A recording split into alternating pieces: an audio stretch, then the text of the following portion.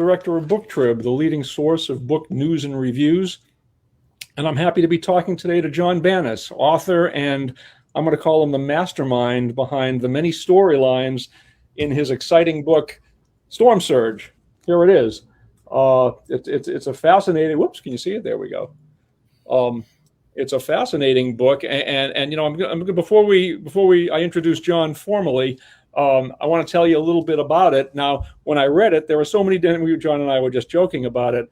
There are a lot of storylines that go on, and a lot is happening. You almost have to stop and say, okay, do I have this down? You know, before I read another chapter, I want to make sure I'm up to speed. But there's a lot happening, and for the most part, our protagonist, Brenda Myers, and John has stated this. You know, she's clearly having a really lousy day for many reasons. Her daughter is trapped somewhere in New Orleans right before Hurricane Katrina is about to strike, so there's an urgency to get her to safety.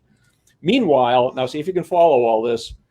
Her former fiance, who had been cheating on her, which I guess is why he was a former fiance, he's claiming to have evidence that his own wife and Brenda's current husband are having an affair. How's that for you got that? Okay. So follow this. When Brenda's former fiance offers his boat to help rescue Brenda's daughter, Brenda reluctantly agrees. So try to picture, she, the ex, and the husband are crammed together on an 18-hour trip to New Orleans to try to save her. And actually, there's more. While racing this raging storm, she uncovers a fiendish plot to murder her husband, who happens to be very well insured and happens to harbor some secrets of his own. So if that isn't enough of a setup, there's actually more, but I think I could go on and on. Why don't we say hello to John? John, how you doing today? Good day. How are you? From a very rainy Chicago. A rainy Chicago. Okay. Well, it's a fairly nice summer day here in Westport, but well, storm surge. Okay, so natural. you got it. So tell us now. You know, you read your first thriller at age 8, and it sounds like you were hooked from then on. Tell us about that. Yeah. Well, and the first thriller was Andromeda Strain by Michael Crichton. One of my favorite authors. I had just seen the actual movie. It was like on a late night NBC movie of the week kind of thing. And I thought that might be an interesting thing to read. I lived in Florida at the time. We had a really backwater area in Florida. So the friends were few and far between. I had a lot of books though. So I started reading this book and found out how different it was from the movie. And this is cool. This is something I could do. I had a lot of writing assignments in my school at the time. This is something I could play with and write your own story, write your own TV show, write your own book. I was hooked, absolutely hooked. And with all the things going on, you can really introduce characters that and shake them up a little bit. You can really rough them up, and you can show how they have to be better than they ever thought they could be to either survive or accomplish whatever they need to accomplish. Well, actually, first of all, is that a typical book that an 8-year-old would be reading? Probably not. No, I'm an only child, so I was exposed to a lot of I don't want to say adult things in a bad way, but a kind of a mature kind of level set in terms of information, books, shows, that kind of thing. So, I was their miracle child, and here I am, dealing with adults when I was very, very young. So. And you started to allude to it a little bit, that you're drawn to stories about, the average everyday people who suddenly find themselves in crazy situations and have to reach beyond what would typically, think of as their comfort levels to survive. Right. So tell us a little bit about some of the quote unquote average people you introduce in Storm Surge. Well, of course, there's the Myers, kind of I don't want to say a dysfunctional family, but a family that's a bit on the marital bubble. Haven't been getting along. The husband is Don. Brenda is the protagonist. And Don has reached 40, and in the IT industry, which he's in, it's kind of a bad situation to be in. You're kind of finished at 40. So he's about to lose his third job in a decade because of a merger. It's devastated the Myers' finances. So with all that, plus the fact that Brenda's dealing with something, her ex, who's never really given up on her, I don't want to say harassment, but has really tried to pursue her through the years. And the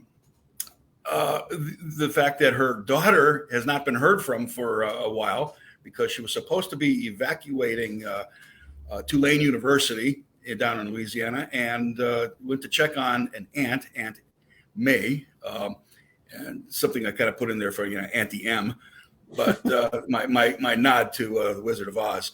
But and she hasn't been heard from, so she's got all these stressors going on, and she has to learn how to prioritize and plan and get the job done. And so she prioritizes, of course, as any mother would, I would think, her daughter. And just everything. In fact, she's trying to rebroker her mortgage because her ex happens to be her mortgage broker and insurance agent.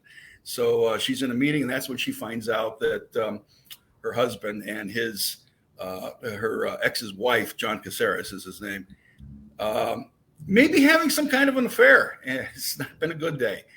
This is how and how she actually has to resolve everything or not. Well, to your point, the ex seems to be hanging around a little bit. There's that thread, and Brenda, hasn't quite thrown. She's receptive to him, and certainly when he offers to help, save the daughter, she goes along, to the great dismay of her husband. So talk about getting your husband, who's having his own issues right now, and your ex, who you had issues with, in the same room, let alone the same car for 18 hours, or I think it was the car, or was it a boat? The boat? I don't remember. Boat and car, yeah. Right, both. Tell us about that. It's not really a triangle. It's not really. I wouldn't call it a love triangle, but I would call it a triangle of characterizations. Talk about that a little bit. Well, John Caceres is her ex, and he was a type A individual. Everything is a possession to him, even people.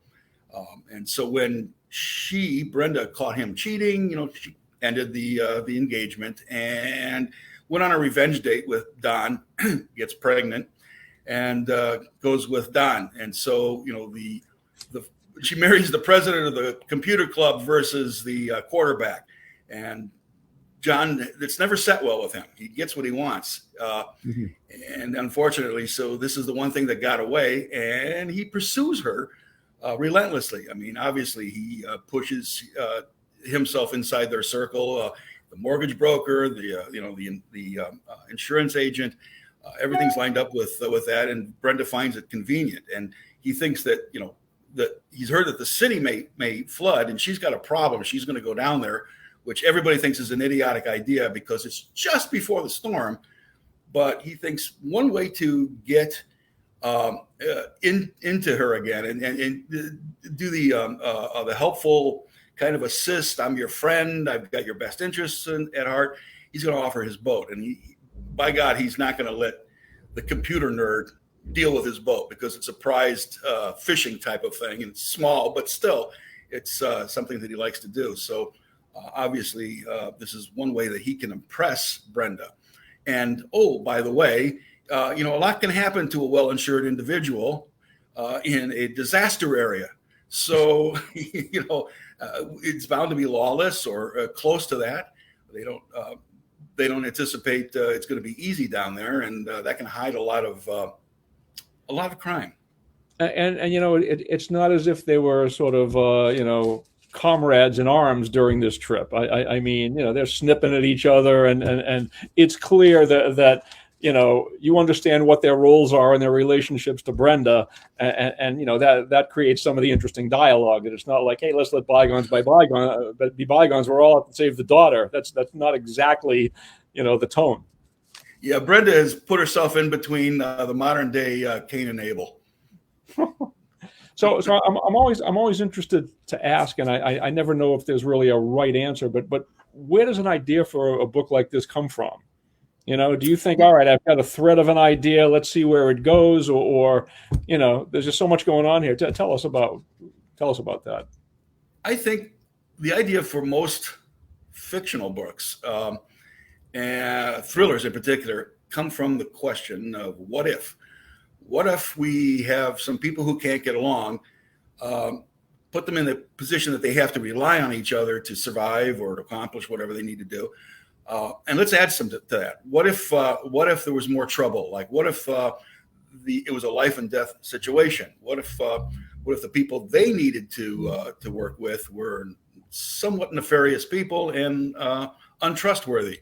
So and it kind of keeps building, and then at one point you look for a device, and I'm sure you've heard the term "ripped from today's headlines." I was in between assignments at work. I'm an IT contractor, and I was following Katrina very closely because I used to live in Florida, and we had a lot of hurricanes in Florida. Didn't live in New Orleans, but been through there a couple times. And I thought, you know what, this is the perfect scenario, kind of a plot device, almost a character, if you will, that could cause my characters trouble and see if they can, step up their game to win.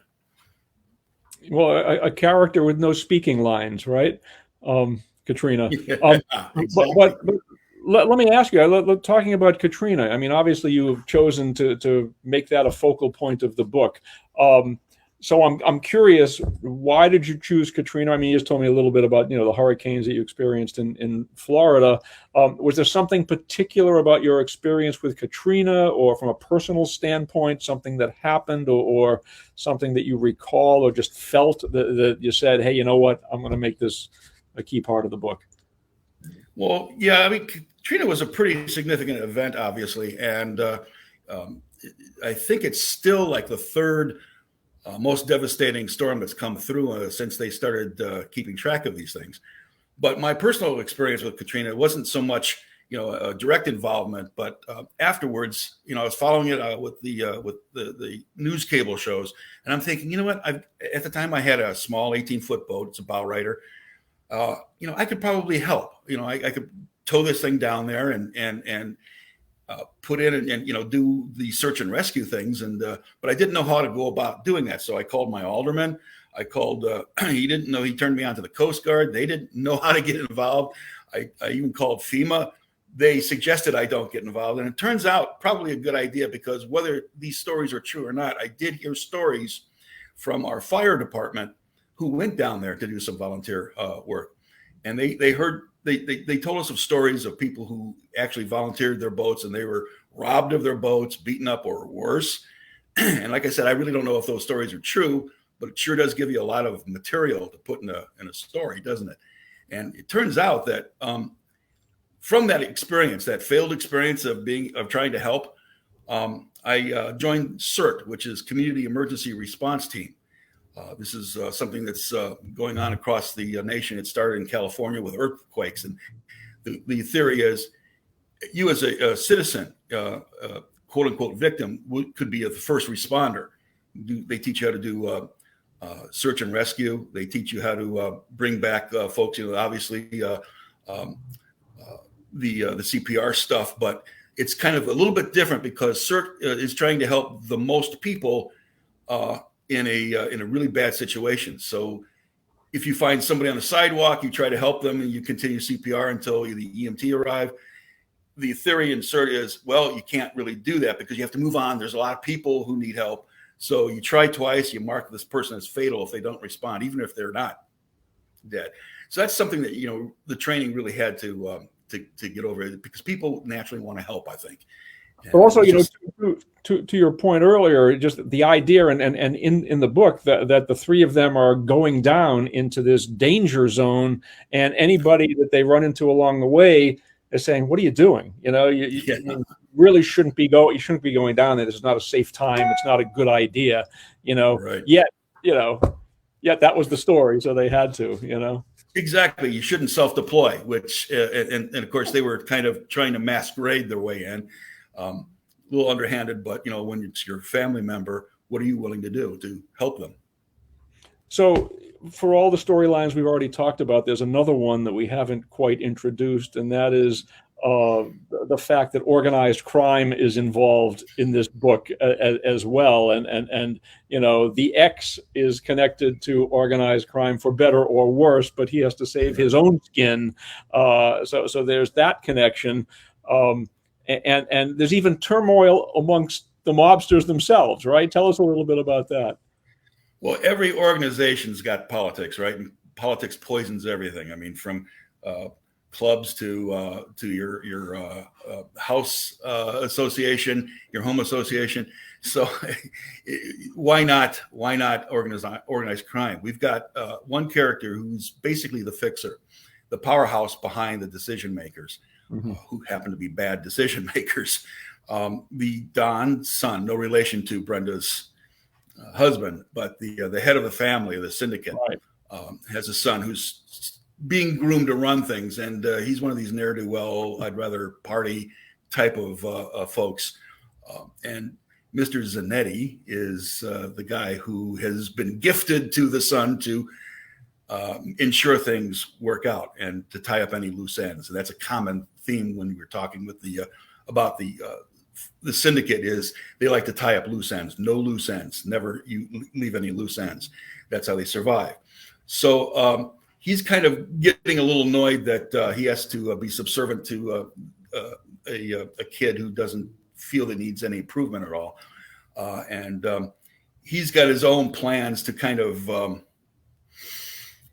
shall we say, dethrone the son, because again, in New Orleans, a dedicated city, you can get away with a lot more than you would be able to in a city that has not gone through a disaster. So he's hoping something happens, and it does, but not the way he thinks it's going to happen. So it's one of the storylines that I love to write things like that. Well, there's your sequel. You can just go off on those characters, but we'll ask you about that in a minute. Just in terms of writers who are are your inspirations, who just name a few. Well, obviously Michael Crichton. I mean, the guy can write a thriller about anything. He doesn't tend to do, or when he was still alive, he didn't tend to do serial work. And he could write from about space bacteria to dinosaurs and intelligent gorillas. I mean, the guy could make a thriller out of any kind of story, and I absolutely admire that. But the person I'm really into right now is James Patterson. Okay. His style, I think, aligns very well with what my generation and the current generations have grown up on. Movies and TV shows, games, where the action cuts very quickly. I've adopted his style, short chapters and plenty of them, to keep the cadence going. And I think it really speaks to people. And the shorter the chapter and the quick cutting, that tends to really keep the cadence up there and really get into the seriousness of the situation. The shorter the chapters, the more danger people are in. And it keeps the plot moving. And I'm a big plot guy. I like all sorts of writing, but in terms of the story and with the short chapters, and usually there's some kind of tease at the end of every chapter. So if you're getting that kind of tease at the end, more times than not, you're thinking, great. That's what keeps people turning the page for sure. That's what TV's done to me. In terms of your writing process, now we've talked about a lot of different storylines in this book. Do you have a pretty tight outline when you start, or are you ad-libbing along the way? Are you sort of changing things and making? How do you go about that? Well, it's kind of funny. When you look at a blank screen or a blank piece of paper, of course, who does that nowadays? But when you've got a lot of balls in the air, you really can't look at the blank screen as a canvas. I know a lot of artists like to do that. It's fun to do that, but unfortunately, you have to keep the storyline straight. So what I do is I don't really outline per se. What I do is I write a synopsis, a paragraph per chapter, indicating who's in it, what the setting is, what the time of day is, what the action is, and any notes that I need to carry forward in the storyline. The fact that I do that has saved me actually in this book a couple of times from making serious mistakes or errors in timing and in plot as well, names even. The other technique I use is I haven't been to New Orleans in quite a few years. So what I did is I used Google Earth to go down there and find actual places so I could describe how, the action evolves down there with some expertise. So that was pretty helpful as well. And you probably just want to keep track of what character is doing what and who's supposed to know what now. And this one doesn't know that one. And let's make sure I don't slip up and give away my own mystery, Plus, style, writing style, people talk differently, different dialects. So, that helps. By doing that, like I said, you make notes to yourself, make sure that this person gets this point across, and make sure that you talk. I didn't want to do a lot of like Mark Twain did, dialect writing. So I gave just enough. I tried to give just enough to let you know that somebody's a Cajun, somebody's not from the area, that kind of thing. So that helps. What do you think? What was the most difficult scene for you to write in the book? Easily the rape scene. Father discovers that his daughter is in the process of being raped. As a father myself of two beautiful daughters, one a PhD, one still going back to school, that was really tough to write. In fact, I wanted to end it before anything bad happened, but a friend of mine said, if you're gonna make this believable, and if you're gonna make it difficult for folks, and how do you bring out the emotions in folks, especially in a thriller, you need to let it go almost to its full course. And so that's what I did, and that was very difficult to do. No, I can imagine it, and it almost overshadows the next question I was going to ask. I should have reversed the order, because the next question is, what did you enjoy writing? What was the scene that was the most fun to write? But just coming after your most difficult scene. But how would you? In my writing class, the one that I took, I developed this reputation as Captain Hook. So I love writing the first chapter. It sets the pace. It sets the problem, and it gives you an idea of the characters and what they're facing and how you think they might be able to use whatever strengths or weaknesses they have to make the story evolve. And I used to do this. I used to go to a bookstore and see Dan Brown's book, or maybe a John Gresham book, or David Baldacci, and I'd open up the first chapter, and I'd read the first line. I'm like, I can do better than this. So that sounds very vain, but seriously, I really like to capture somebody by that collar and hey, reader, listen to this. So well, it's funny you say that. There are a number of great books that people will say this is an incredible read, but you got to get into it, give it a chance. Yeah. And I'm kind of an impatient guy. I can tell usually after the first couple of paragraphs, like, wow, I relate to the person's writing. I'm going to enjoy this. I see where they're going. It's fun already, But there are other books too that don't quite do that are still terrific books. So I get it. John, what's on deck for you? What's the next project? I'm writing. I got ideas for 20 more books. Two ideas basically I'm working on that I think might be able to evolve into a series. One's called The Paranormals, which is a play on words that the characters come up. It's a paranormal thriller set in Chicago. And if I were to describe it, it'll be something like using a TV show, for instance, somewhere between the X-Files and Castle. So it's that's in progress now. Hope to finish that this year. And after that, I've got planned out something called Dusty Rhodes, which is about an ex-CIA agent who is tapped to be somewhat of an equalizer, if you remember that TV show. Sure. But with a twist. And his real name is Dustin Lane, but he always takes the difficult path, which so his call sign was Dusty Rhodes instead of Dustin Lane. Okay. It's a dad joke, but So just to wrap up, if there's what's the one thing you would hope readers would take away from Storm Surge? That you have the ability in you, if you stick with it, to accomplish anything you really want to accomplish. There's going to be pitfalls. There's going to be things that are beyond you, but you can look outside yourself. There are people who can help you. If you bang your head against the wall long enough, the wall will fall. The trick is don't hurt yourself as you're banging your head against the wall. No, that's a great message. Listen, that's our discussion for today. Thanks so much, John. It was great Thank chatting, you. hearing a little bit about the insights that go into the book and some of the nuances.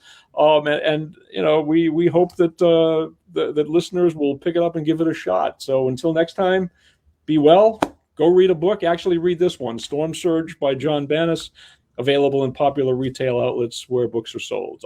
We'll see you next time. Thanks very much. Thank you.